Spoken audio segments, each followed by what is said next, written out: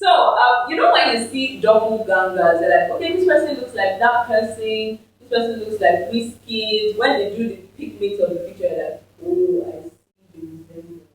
But this guy who claimed to look like the widow, it's a little bit dicey because they're not even the same complexion. But tell me what you think because the man said that one time he was at the petrol station and kids were assuming he was the widow and they were running to him and he had to drive up quickly and I'm like, bro, are you sure? So I really like to know what you think. Do you really think that this guy looks like the widow or is it capping? Let me know in the comment section. But this is officially welcoming you to Unplug, where we give you all the updates and everything that you need to know. It's a perfect cocktail of entertainment, sports news, foreign news, and of course things that are happening in Nigeria that will blow your mind because Nigeria's politics is a different caliber of politics. Now my name is Judith and this is brought to you by every like I mentioned earlier. Now let's go straight into the headlines. Unplug. And first up, it would be a great disservice if I don't mention Tolanibaj. Yes, a whole lot happened yesterday. It was dramatic, it was chaotic, I would say.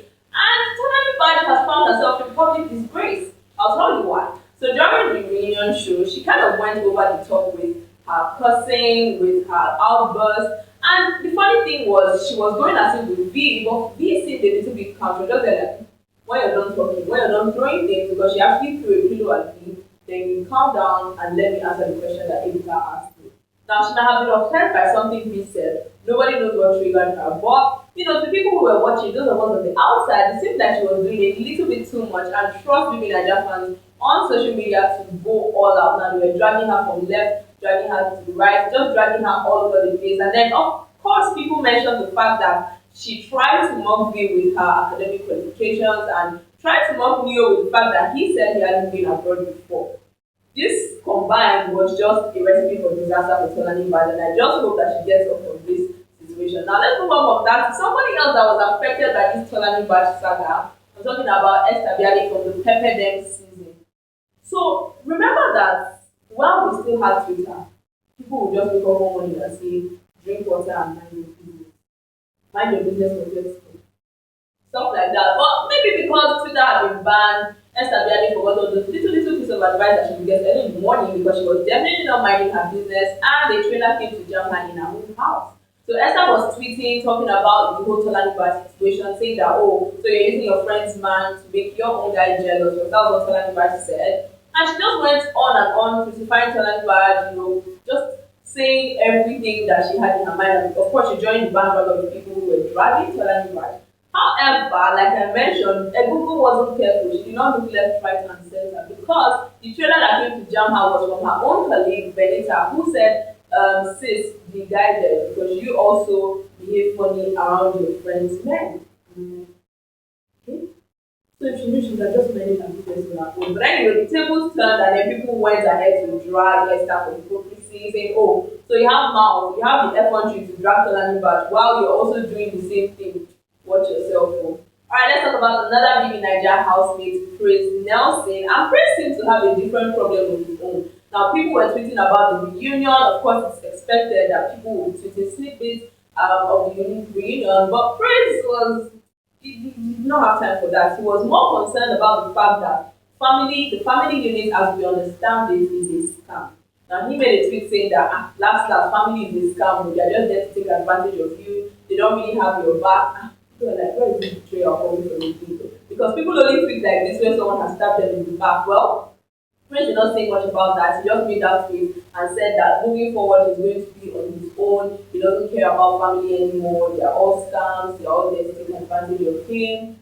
I'm like, whoa, whoever did this thing to Prince, for him not to even concentrate on the ongoing drama that is surrounding him, but to tweet about family, he did not do well at all. And let's talk about other stories, and this one is one that will blow your mind. As a Nigerian man who reportedly works for the US financial company, might be losing his job over his new tongue and his audacity. Now, this man who was identified as Oluwaseun Adeoye went into someone's DM. Now, a young lady posted a picture having fun, a US-based Nigerian lady whose name is Joyce. She's having fun, having the time of her life, and this Oluwaseun man slid into her DM, I beg your pardon, and said, "Oh, why are you so dark?" Like, it's the audacity for me. So not only did he ask that, he was like, "Oh, why are you so dark? Or is it the way the sun is against your skin? What exactly?" And the lady was like, "Do you really expect me to answer this question, or are you just trolling? Like, what's the issue?" Now, obviously, this man has made a fool of himself initially, and he was trying to cover up because that's what it seemed like to a lot of people. And he's like, "Ah, whether I like it or not, oh, you're darker than charcoal, better go and bleach." You know when they say your village people are beating drum on your head? They were beating serious numbers on your beating on your head. Because immediately this happened, the lady went on LinkedIn, made a whole post about the situation, tagged his company, tagged him, and asked them to punish him appropriately so that he doesn't go ahead to do this to other young women who may not know or who may not be as confident as she is. Now, the part that just threw so many people into celebration because people felt like he did a lot with that was the fact that his company responded to the lady and asked her to please send them a detailed email of everything that happened. Whoa, this is getting really intense, and people are like, "You better be punished, whether he's suspended, maybe lose his job, maybe this time around that audacity that he's going to slide into people's DM, he use it and make money." Let's talk about another bad news for a bit. The popular Nollywood actress has raised an alarm after an anonymous follower keeps sending her death threats. Now, she posted this person's handle and said, "Guys, you have been receiving this for weeks, for months even, and I don't even know who this person is." Now, after all the background checks and everything, people found that it was actually a fake account, but the threats were really disturbing because this person literally said, "If you ever step your foot around me, I will make sure that you die." And even if you don't come to, he mentioned a particular estate where maybe she was a regular visitor of, even if you don't come to this particular estate, I will go out of my way to find you and shoot you dead. And I was like, wow. You know, people were making comments and saying, "This is stuff that we usually see in foreign movies, all this psychotic behavior. Why are we seeing it here?" And of course, there's no mental illness that's related to any part of the world. It's a general thing. So people are really asking her to take it seriously, to report to the authorities so that this person can be tracked down from one by any means possible because her life is literally in danger. So then we have it for the entertainment updates. Now let's move on to some national stories. And this first one is nothing to laugh about, but it obviously is something funny to some people because Cross River State is now lacking brooms after the ruling party APC ordered 3 million brooms for their new members. And then the question I was asking myself is, what about the people that want to do? How are they going to do it now? People that want to sweep their homes, nothing for them now. 3 million brooms, according to the ruling party, they said that they are having an increasing number of new members and people who are defecting from other parties to APC. And seeing that a broom is an emblem of the party, they had to order as many as possible to cater to their increasing members.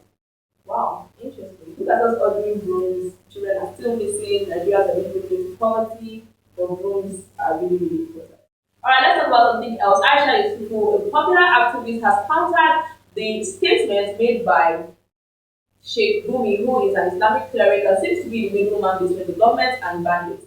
Now, according to Sheikh Gumi, he was telling or advising the government to indulge these bandits and engage with them peacefully to avoid more issues. He was saying that dialogue is a better way and a more useful way of solving the issues that may arise between or that have been arising between the bandits and the government. And Aisha Yusufu was like, "No, there is no way you're going to baby these people. They have been causing so much harm. They have kidnapped people, they've killed people, they've destroyed property. So what are you saying about bandits? Why don't we extend the same sentiment to other parts of the country? Why are we here trying to baby these bandits who are causing serious mayhem in the north and then nobody is saying anything about it? First of all, how do you even have access to these people? And yet, there is no way of identifying or arresting the people that are responsible for these kidnappings and killings."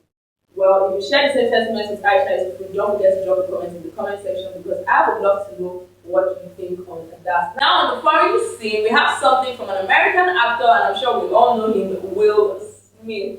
Will Smith is popular for his dexterity in acting, but there was also something that happened a while back with his wife that we all know about. I will not mention that just yet, but I'm hoping to say it because he is set to release his memoir titled Will the Book in November. And people are like, is he going to write about that dicey family situation that they had, or is he going to ignore it and pretend like it didn't happen? Well, he can't because the internet saw it But really, we are excited and looking forward to Will's memoir because there's so much to learn from him when it comes to life lessons, acting lessons, and just family values. So definitely we'll be on the lookout for that one come November. And in sports, Watford has signed Nigerian striker Emmanuel Dennis from Club Brugge because of how things panned out in his career over time. You know, remember that thing of telling someone to get up from his seat and then he was um, sent back or relegated from that particular match because of his behavior.